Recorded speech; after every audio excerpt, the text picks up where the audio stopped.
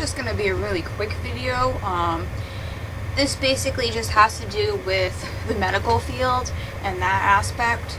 I just wanted to say that it's been 3 weeks since my new doctor that I waited for 7 months to get an appointment prescribed a couple things for me to help me sleep and something else. Everything she prescribed needed a prior auth through my insurance. Now, I've been sick for like 5 years, and not a single thing that has required a pre-authorization has ever been approved for me. I've already pretty much tried every pharmaceutical drug out there that doesn't have a prior authorization on it. So, and at the same time, I'm also working with my insurance company. I have a case manager that's supposed to manage my health, but yet when they go to ask for something to be approved, it's always denied. And even when the doctor does that pre-authorization, it still gets denied. So now it's been 3 weeks. I've been calling the doctor's office, being told I'd be called back. I've been calling the pharmacy, they don't know where it is. Health insurance didn't seem to comment on it last time I talked to my case manager. She said, oh, there's a process. And I said, yeah, I know, I've been through the process before and nothing's ever been approved for me. So I don't see why I should have any faith that it's going to be approved this time. And now it's been 3 weeks.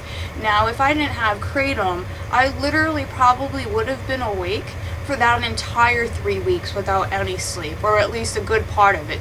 The lack of sleep would be so much that I'd be totally dysfunctional. I wouldn't be able to drive. I barely would be able to take my dog for a walk, or maybe not even, depending on how much sleep I have, because nothing has ever helped me for sleep.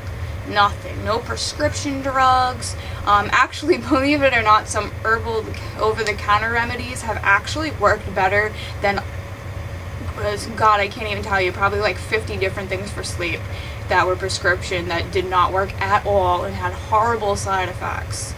So now we're 3 weeks in, and if it wasn't for Kratom, and I've got to say, we're talking about 3 weeks from this doctor, but when we're talking about healthcare, I haven't gotten any healthcare really since my doctor left the practice last December.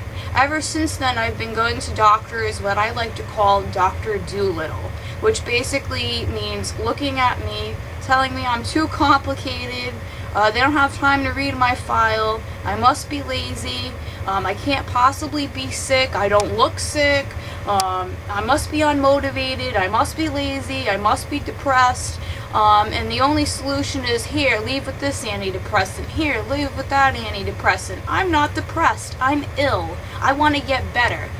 When I had Kratom, before this whole thing about the ban came up, I was getting better.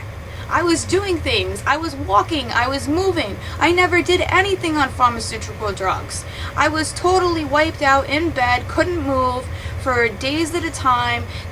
It just made me so much worse. And just to imagine the fact that I'm going to have to be reliant on some of these same doctors who, when I was working, they'd give me a medication. And so I'd read the back of it and see all these, side effects. Groggy, sleepy the next day, may sleepwalk, may vomit, blah, blah, blah, may die, may have a stroke. And I'd say to the doctor, well, I have work tomorrow morning. If I try this tonight, am I going to be able to get up for work? Because I have to go to work tomorrow. And the doctor would always be like, yeah, it'll be fine. Don't worry about anything. And sure enough, the next day I take this medication at 8 o'clock, 9 o'clock at night, sleep through the entire day, miss my day at work, no call, no show. Eventually, I ended up getting fired from that job because there were so many times where I'd say, look, the last time you gave me the medication, it knocked me out. And then I missed work and I got written up, or I was in trouble, my boss was pissed. Oh no, this one's not like that one, you'll be fine. I mean, this went on for so long. And then I had chronic migraines for a while, but they were never as bad as they were when I was on a ton of pharmaceutical drugs. But this is going back before the worst part of my sickness, which would have been from August of 2015 to February of this year. Before that, when I used to see my regular doctor, I can't even tell you how many times she wouldn't call in the prescription for my headache medicine, and then I'd have a migraine and I couldn't go to work, I couldn't drive, I had to call out, And I would call in like the week before the headache medicine was supposed to be sent out and go, do I need to come in for this? Do you need to see me? Do you not need to see me? The staff on the phone would go, oh, we'll ask the doctor and we'll get back to you. I'd call every couple days because the doctor never got back to me. None of the staff called. Nothing. Then, after eventually, during that 2-week period, a migraine would hit, and then they'd call me back after I said, all right, I'm already in a migraine state. I've been in a migraine state for 2 days. I can't barely open my eyes. I can't drive. I can't do anything. Oh, I'm sorry. If you want that, you're going to have to come in here. What? Why didn't you tell me that 2 weeks ago when I called, when I didn't have a migraine, when I could drive? No, you wait until I'm incapacitated to tell me that I've got to come in for this. I can't tell you how many days I missed out of work because of that. And if it was up to these doctors, I literally would have had no medical treatment while I was literally vomiting in a bucket, totally bedridden, like couldn't move, couldn't open my eyes. For 7 months, not a damn doctor did a damn thing other than tell me to go, oh no, I don't do that. Go to the rheumatologist, go to the neurologist, go to the orthopedic doctor. Nobody wanted to do anything, and this whole time I'm running back and forth and back and forth. I've got to get rides because I can't even drive at this point, and I'm going back and forth, and all they're doing is literally telling me to go see somebody else. And I'll get one doctor that says, oh, go see this one. Well, I go see the rheumatologist, and the rheumatologist tells me, look, there's nothing you can do. Just suck it up and get out of here. So I go back to the orthopedic doctor. Well, the rheumatologist didn't want to test me for those autoimmune levels that were off last time.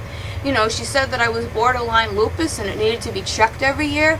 And then a year goes by, she doesn't want to check it. That seems a little strange, right?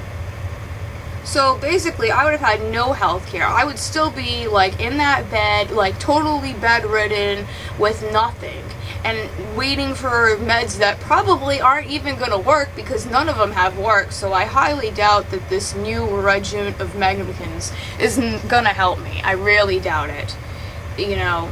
I've been through so many. They all kind of, they start to, certain classes work on certain brain actions. And so if you've had one that didn't work in that class, chances are none of the ones in that class are going to work. So, here I am 3 weeks later. If it wasn't for Kratom, I wouldn't even be able to do this video. I'd be lying in bed. So once again, I'm disgusted with healthcare in America. I really am. I'm disgusted with healthcare in America.